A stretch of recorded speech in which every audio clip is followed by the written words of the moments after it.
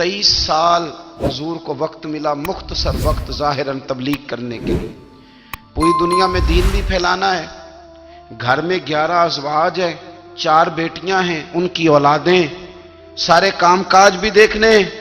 لیکن سیدہ طیبہ طاہرہ حضرت عائشہ صدیقہ رضی اللہ تعالیٰ عنہ فرماتی ہیں سارا دن تبلیغ کرتے، ہر غلام کے دکھ سنتے، گھر میں آتے تو اپنے گھر والوں کا خیال کرتے، کام میں ہمارا ہاتھ بٹاتے۔ قربان جاؤں، کہتی ہیں زمانہ سارا سو جاتا لیکن آمنہ کے لال مصلی بچھا لیتے۔ دنیا سو گئی، ساری سب سو گئے، جو خدام تھے، وہ جو غلام تھے، وہ سو گئے۔ صحیح مسلم نے لفظ ملیں گے، سیدہ پاک فرماتی ہیں او میرے نبی کے غلاموں، میں نے یہ رنگ بھی دیکھا ہے کہ حضور نے اتنا کھڑے رہے، اتنا قیام کیا، اتنا قیام کیا کہ مقدس پیروں میں ورم آ گئے، سوج گئے پیر۔ ہم سیر کرنے گئے تو تھک گئے، بات الگ ہے، لیکن عبادت میں یہ بھی تو مسلم شریف ہے نا، یہ بھی تو دین ہے نا، یہ بھی تو حضور کی سنت ہے، یہ بھی تو وہ چیز ہے جو کریم کی آنکھوں کی ٹھنڈک ہے۔ سیدہ فرماتی ہیں پیروں میں ورم آ گئے، اور ساری رات ہی حضور نے نماز پڑھی اور ایک ہی آیت بار بار دہرائی۔ مسجد نبوی میں بلال حبشی نے فجر کی اذان دے دی اور حضور ابھی مصلی پہ تھے۔ کریم فارغ ہوئے، میں نے عرض کی یا رسول اللہ صلی اللہ علیہ وسلم، آپ کے تو صدقے اللہ اگلے پچھلوں کے گناہ معاف کرے گا، تو آپ اتنی آہوزاری کیوں فرماتے ہیں؟ آپ تو شفیع ہیں، آپ تو انبیاء کے امام ہیں۔ تو حضور نے فرمایا عائشہ تم نے گنوایا ہے نا میرے اللہ کی مجھ پر کتنی رحمت ہے، افلا اکون عبدا شکورا، فرمایا اگر اس نے اتنی نعمتیں دی ہیں تو کیا میں اس کا شکر گزار بندہ نہ بنوں؟ میں شکر گزار بندہ نہ بنوں اس کا؟ پھر اگر اتنی نعمتیں اس نے دی ہیں، مجھے اتنا نوازا ہے، تو پھر میں اس کے سامنے سجدے نہ کروں؟ او میرے بھائی، بڑے قابل فخر لوگ ہیں ہم کہ ہم نبی پاک کے غلام ہیں، ہم قابل فخر ہیں کہ نبی کریم کے غلام ہیں۔ کیا کبھی اس غلامی کے شکرانے میں بھی 2 نفل پڑھے کہ یا اللہ تیرا شکر ہے تو نے ہمیں حضور کا غلام بنایا ہے؟ یاد رکھیں کہ اپنی روحانی زندگی کو آباد کریں، استغفار پڑھیں، تسبیحات کریں، کچھ چھوٹے چھوٹے اعمال ہیں ان کو اپنی زندگی میں حصہ بنائیں۔ ترمذی شریف میں حدیث ہے، نبی پاک صلی اللہ علیہ وسلم نے فرمایا 3 مرتبہ صبح، 3 مرتبہ شام اعوذ باللہ السمیع العلیم 3 دفعہ یہ پڑھو، اور 1 دفعہ سورۃ حشر کی آخری 3 آیات، هو اللہ الذی لا الہ الا هو عالم الغیب والشہادۃ هو الرحمن الرحیم۔ اعوذ باللہ من الشیطان الرجیم ہے نا، اس کو پڑھنا ہے اعوذ باللہ السمیع العلیم من الشیطان الرجیم۔ فرمایا 3 دفعہ اس کو پڑھو اور 1 دفعہ سورہ حشر کی 3 آیتیں، 1 دفعہ صبح اور 1 دفعہ شام۔ صبح کیا ہے، شام کیا ہے؟ تو اعلیٰ حضرت بریلوی فرماتے ہیں صبح سے مراد ہے آدھی رات ڈھلنے سے لے کر سورج نکلنے تک، آدھی رات ڈھلنے سے لے کر یعنی تہجد کا ٹائم سے لے کر سورج اور شام کیا ہے، دوپہر ڈھلنے سے لے کر مغرب کی اذان تک، یہ شام ہے۔ اب سن لیں، یہ ترمذی کی حدیث ہے سیاستہ کی، نبی پاک نے فرمایا جس نے 3 مرتبہ اعوذ باللہ پڑھی اور 1 بار سورہ حشر کی آخری 3 آیتیں پڑھی، 1 دفعہ صبح پڑھے، 1 دفعہ شام پڑھے، نبی کریم علیہ السلام فرماتے ہیں اگر صبح پڑھے گا تو 70,000 فرشتے شام تک، اور اگر شام کو پڑھے گا تو 70,000 فرشتے صبح تک پڑھنے والے بندے کی مغفرت کی دعا مانگتے رہیں گے۔ چلے میں تو اس بات پہ بھی بڑا راضی ہوں کہ پہلی دفعہ اہل سنت میں ایسا ہو رہا ہے کہ وظیفہ ملنے پر لوگ نعرے لگا رہے ہیں، ورنہ وظیفہ بتائیں تو کہنے ابھی پڑھیں گے پر کوئی تویز بھی لکھ چھڑو ماڑا گیا۔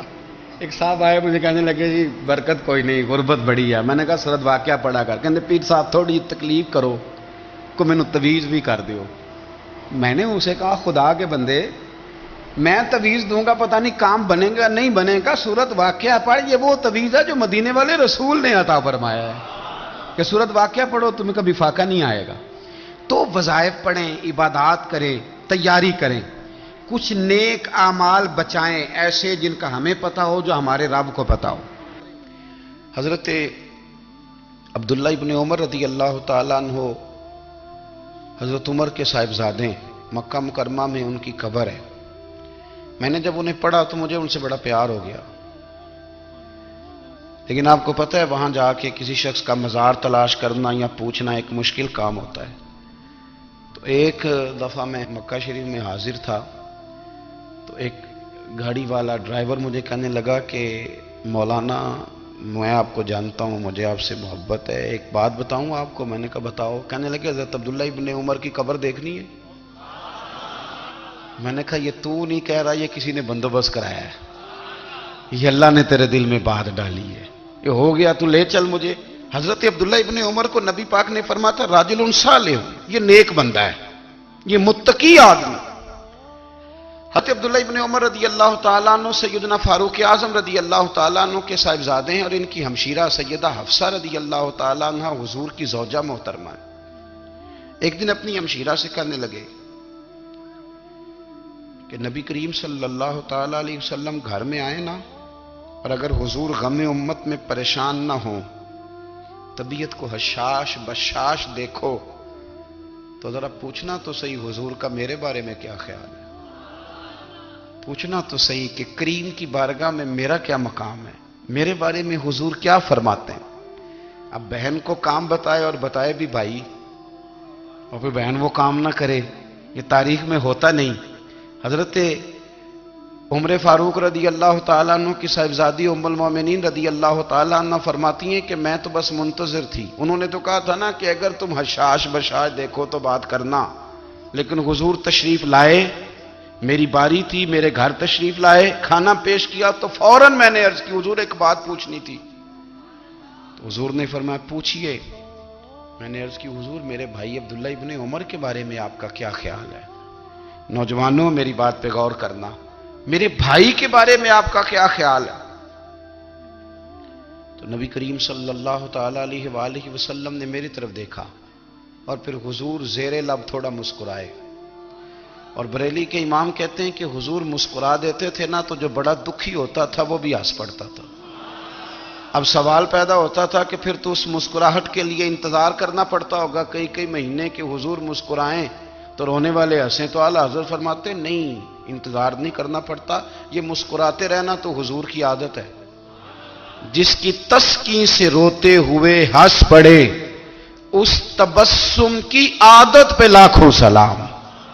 یعنی یہ تو عادت ہے حضور کی مسکراتے رہنا، اس کے لیے انتظار نہیں کرنا پڑتا۔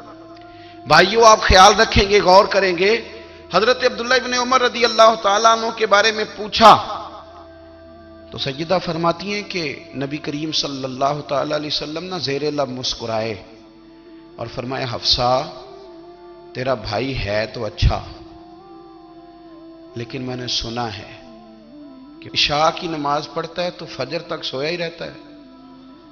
او نوجوانوں، 10 بجے تک سونے کی بات نہیں ہوئی، 9 بجے تک سونے کی بات نہیں ہوئی، 11 بجے اٹھنے کی بات نہیں۔ حضور فرمانے لگے میں نے سنا ہے کہ عشاء کی نماز پڑھ کے سو جاتا ہے اور فجر تک سویا ہی رہتا ہے، اسے چاہیے کہ تہجد کے وقت اٹھا کرے، اللہ کی بارگاہ میں حاضر ہوا کرے، آہوزاری کرے، سجدے کرے، عبادت کرے، اٹھتا ہے اور فجر میں جا کے اٹھتا ہے۔ حضرت جناب حفصہ رضی اللہ تعالیٰ عنہ کہتی ہے میں نے جناب عبداللہ ابن عمر کو پیغام دیا اور میں نے کہا میرے جوان بھائی سن، نبی پاک نے فرمایا ہے تو اچھا پر تہجد میں نہیں اٹھتا، نفل نہیں پڑھتا۔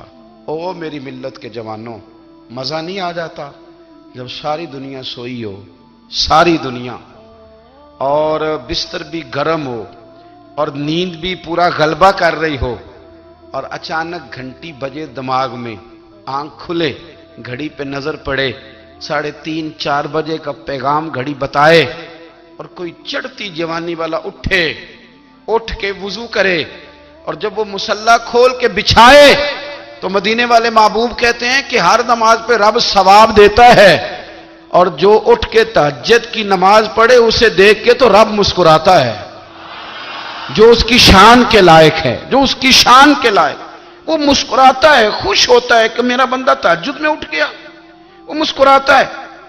کاش ہماری صبحیں کبھی اپنے مالک کے نام ہو جائیں، کاش کے صبح حضرت ابو الحسن رحمت اللہ تعالی علیہ حضرت معاذ ابن جبل رضی اللہ تعالیٰ عنہ کے پاس بیٹھا کرتے تھے. فرماتے ہیں ان سے جو پیار بڑھا تو پھر میرا مصلی سے بھی بڑھ گیا. تابعی ہیں. فرماتے ہیں صحابی رسول سے محبت ہوئی تو ذکر سے بھی ہو گئی, پھر درود شریف سے بھی ہو گئی. محبت ان سے بڑھی تو پھر اللہ نے مسجد کا پیار بھی بڑھا دیا.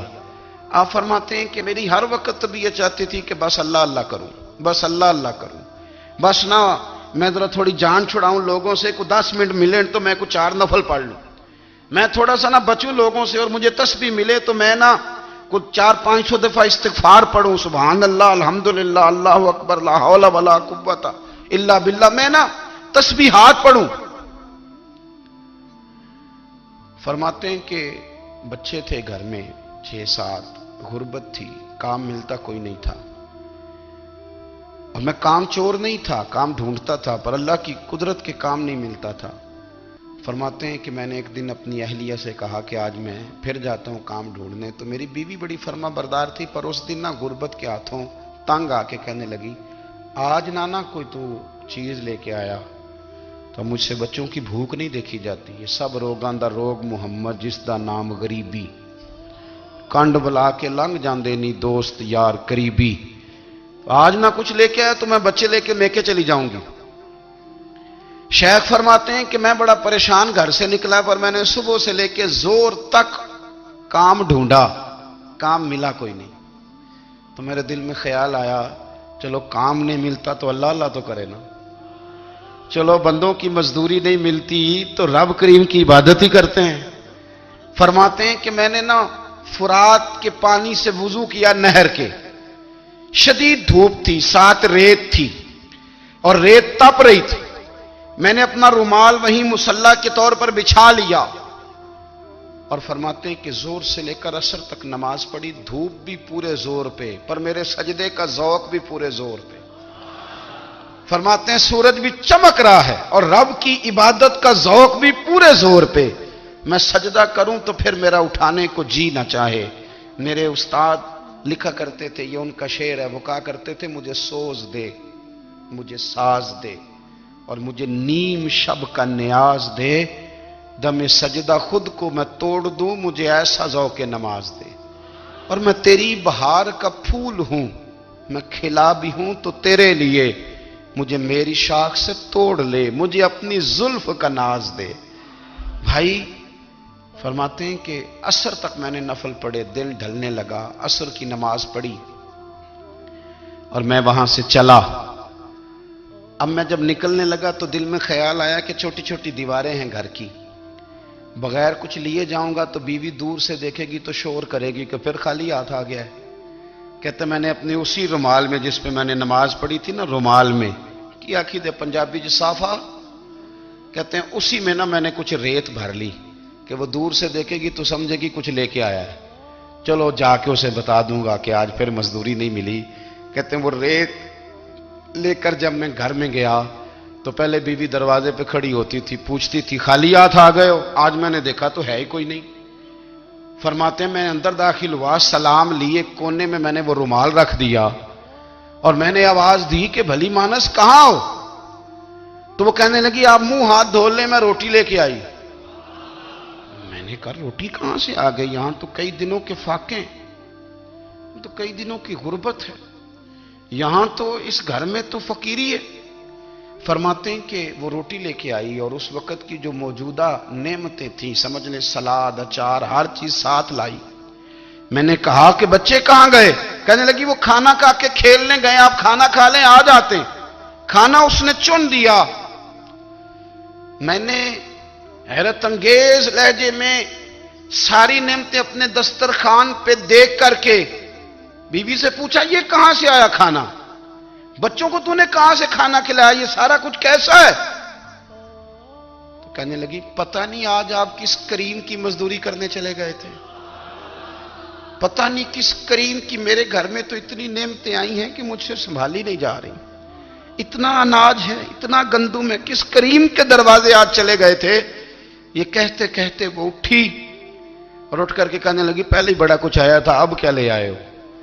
اور جا کر کے نا اس نے وہ ریت والا رومال کھولا, کہنے لگے میں تو لے کے آیا تھا ریت، تو میرے رب نے اسے بھی سونے اور ہیرے بنا دیا تھا۔ جب آپ کی توجہ اللہ کی جانب، میرے نبی پاک صلی اللہ تعالی علیہ وسلم نے فرمایا ہر چیز اپنے رب سے مانگ، ہر چیز مانگ، ہر چیز مانگ۔ یا رسول اللہ کیا کچھ؟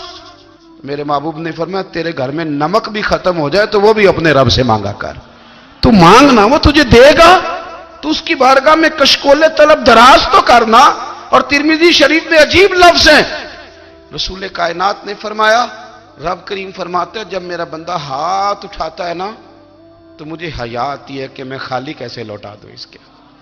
اتنے بڑے بادشاہ کی بارگاہ میں، او بھائی لوگوں سے عزتیں تلاش کرتے ہو تو وہ کیا تمہیں عزت دیں گے؟ وہ تو کل اچھا کہتے ہیں پرسوں برا کہنے لگ جاتے ہیں۔ لوگوں کے سامنے گڈ بک میں آنا چاہو گے تو وہ تو سویرے تمہارے بارے میں کچھ کہیں گے، شام کچھ اور کہیں گے۔ اپنی روحانی زندگی آباد کریں، اپنے مسلح کو وقت دیں، اور دنیا سے چھپ کر اس موبائل کو بند کر کے اور اپنے آپ سے بھی چھپ کے اور تنہا ہو کے چھپا کے سارا کچھ اپنے آنسو اپنے رب کی بارگاہ میں پیش کریں، اس کے حضور حاضری دیں۔ سنو نا ترمذی کی حدیث، اور اسے یاد رکھنا، نبی پاک علیہ السلام نے فرمایا اپنے دکھ لوگوں کے سامنے نہ بیان کرنا، سیٹھوں نوابوں کو نہ بتاتے پھرنا، دنیا داروں کے سامنے جا کے نہ رونا کہ میں تکلیف میں ہوں۔ فرمایا اگر دنیا داروں کو دکھ بتاؤ گے رب تمہیں کبھی غنی نہیں کرے گا، اور لوگ ہیں کہ الٹا مذاق اڑائیں گے۔ آپ کی جس سے بڑی پکی یاری ہے نا، پکی، وہ تب تک پکی ہے جب تک آپ نے 50,000 مانگا نہیں، اور جس وقت آپ نے کہہ دیا کہ میں مجبور ہوں میری مدد کر تو پھر ختم ہو گئی دوستی۔ لوگوں کی تعلقات آپ کے ساتھ تب تک ہیں جب تک آپ ان سے کوئی ضرورت وابستہ نہیں کرتے۔ کریم محبوب فرمانے لگے بندوں کے سامنے دکھ نہ بیان کرنا، اللہ تجھے کبھی غنی نہیں کرے گا۔ تو اپنے دکھ اپنے رب کو بتا، تو دعائیں مانگ، تو اس کی بارگاہ میں حاضر ہو، تو اس کے حضور عرض کر۔ فرمایا اپنے دکھ اپنے رب کو بتا، وہ جلدی کرے یا دیر سے کرے تجھے ساری دنیا سے بے نیاز کر دے گا، تجھے کسی کا محتاج نہیں رہنے دے گا۔ اپنے مسلح کو، اپنی دعاؤں، ایک بزرگ فرماتے ہیں میں نے دعا مانگنے کا طریقہ اپنی بیوی سے سیکھا۔ دعا مانگنے کا طریقہ اپنی، سیکھنے والے تو اپنے بچوں سے بھی سیکھ لیتے ہیں، سیکھنے والے تو ہر ایک سے سیکھتے ہیں۔ وہ کہتے ہیں میں نے دعا مانگنے کا سلیقہ اپنی بیوی سے سیکھا ہے۔ حضرت وہ کس طرح؟ فرمانے لگے میری بیوی نے نا مجھے کوئی کام بتایا، کچھ پیسوں کی ضرورت کے لیے کہا، تو میں نے اسے کہا کہ بھئی ابھی میرے پاس نہیں ہے، کچھ دنوں میں آتے ہیں تو میں دے دوں گا۔ عورتوں کی عادت ہوتی ہے وہ بار بار یاد کراتی ہیں، 2-4 دنوں کے بعد پھر اس نے کہا حضرت وہ میں نے کہا تھا کچھ پیسے، میں نے اسے کہا کہ ابھی میرے پاس نہیں ہے، کچھ دنوں میں ملتے ہیں تو میں تمہیں دے دوں گا۔ اس نے کچھ دنوں کے بعد پھر کہا حضور وہ میں نے کچھ پیسے کہے تھے۔ فرماتے میں نے ڈانٹ دیا، میں نے کہا کہ کیا تو روز مجھے شرمندہ کرتی ہے، کہا نا میرے پاس نہیں ہے، ہوں گے تو دے دوں گا، تو روز یاد کراتی ہے۔ فرماتے ہیں اس نے پہلے تو میری ڈانٹ کو سہا، پھر میرے سخت جملوں نے اس کی آنکھوں میں آنسو پیدا کر دیے، پھر اس نے اپنے آنچل میں اپنے اس دکھ کو سمیٹا، اور پھر اس نے ایک جملہ کہا تو میں رو پڑا، اور مجھے اپنے رب سے مانگنے کا طریقہ آ گیا۔ مجھے کہنے لگی حضرت جی آپ نے ڈانٹ دیا، میں نے سہ لیا، پر آپ ہی میرے شوہر ہیں، بتائیں نا آپ سے نہ کہوں تو میں کس سے جا کے کہوں۔ فرماتے ہیں میں رو پڑا، اور میں کھل کے رویا، اور میں تڑپ کے رویا، اور پھر میری سسکیاں بند گئیں۔ تو مجھے کہنے لگی آپ کو کیا ہوا؟ میں نے کہا مجھے بھی دعا مانگنی آ گئی ہے، جب میں اسے کہوں گا نا اللہ تو ہی میرا رب ہے، میں تجھ سے نہ کہوں تو میں کس سے جا کے کہوں؟ میں کیوں کسی بندے سے سوال کروں؟ میں کیوں کسی دنیا دار سے کہوں؟ میں تیرے بندوں کا، نیک بندوں کا وسیلہ لے کے، تیرے محبوب کی غلامی لے کے تیری بارگاہ میں آیا، تجھ سے نہ مانگوں تو کس سے مانگوں؟ سمجھ آ گئی ہے، جب میں اس رنگ میں مانگوں گا تو پھر رب میرے اوپر بڑا ہی فضل فرمائے گا، وہ میرے اوپر بڑی رحمت کرے گا، وہ میرے لیے آسانیاں کرے۔ عزیز دوستو، ہم اس طرح کرنے لگ گئے ہیں کہ ہم نے نا اپنے تعلقات پر اعتماد کرنا شروع کر دیا ہے۔ میرے تعلقات بہت ہیں، ہم نے اپنی دولت پر اعتماد کرنا شروع کر دیا ہے، میرے پاس دولت بہت ہے۔ ہم نے اپنے علم پر، اپنی شہرت پر اعتماد کرنا شروع کر دیا ہے کہ میرے پاس فلاں چیز بہت ہے۔ یاد رکھنا جب بے نیاز اپنی صفت بے نیازی دکھاتا ہے تو بڑی بڑی دولتوں والے مجبور نظر آتے ہیں۔ بھائیو، جب انسان کا رشتہ اپنے مالک کے ساتھ ہوتا ہے پھر تو غم بھی کچھ نہیں کہتے، پریشانیاں بھی کچھ نہیں کہتی، پھر تو زندگی صبر والی، پھر تو زندگی توکل والی، پھر تو زندگی بھروسے والی، پھر انسان اپنے آپ کو رسوا نہیں کرتا، دنیا داروں سے امیدیں اس کی ختم ہو جاتی، امیدیں اللہ رسول سے لگا لیتا ہے، مضبوط ہو جاتا ہے، مضبوط، طاقتور ہو جاتا ہے، خوددار ہو جاتا ہے، باوقار باعزت ہو جاتا ہے۔ حضرت بہلول دانا رحمت اللہ علیہ بیٹھے تھے تو ہارون رشید حج کر کے آ رہا تھا، تو رستے میں حضرت شیخ سے ملاقات ہو گئی تو السلام علیکم کے بعد کہنے لگا حضور کوئی حکم ہو تو بتائیے گا۔ تو حضرت بہلول دانا فرمانے لگے تیرا رب کون ہے؟ اس نے کہا اللہ۔ تو فرمایا میرا کون ہے؟ کہا اللہ۔ فرمانے لگے تو بڑا ہی بیوقوف ہے، کیا تو یہ سمجھتا ہے کہ رب ہارون رشید کو تو دے گا اور بہلول دانا کو بھول جائے گا؟ تیرا بھی وہی رب ہے، میرا بھی وہی رب ہے، اس نے اگر تجھے دے کے آزمایا ہے تو ہو سکتا ہے مجھے نہ دے کے آزما رہا ہو، جب اس کی حکمت کے تقاضے ہوں گے تو عطا کرے گا اور دے گا، تو جا اپنا کام کر۔ بھائی اپنی روحانی زندگی، اپنی عبادات، اپنے وظائف، اپنے روزمرہ کے معاملات، اپنی دعائیں، اپنا استغفار، دیکھو کوئی مشکل کام تو نہیں، 2 رکوع ہیں سورہ واقعہ کے اگر رات کو پڑھ لی جائے تو۔ میں کس طرح یہ بات بیان کروں کہ تعویذ بانٹنا آسان ہے اور وظیفہ بتانا مشکل ہے؟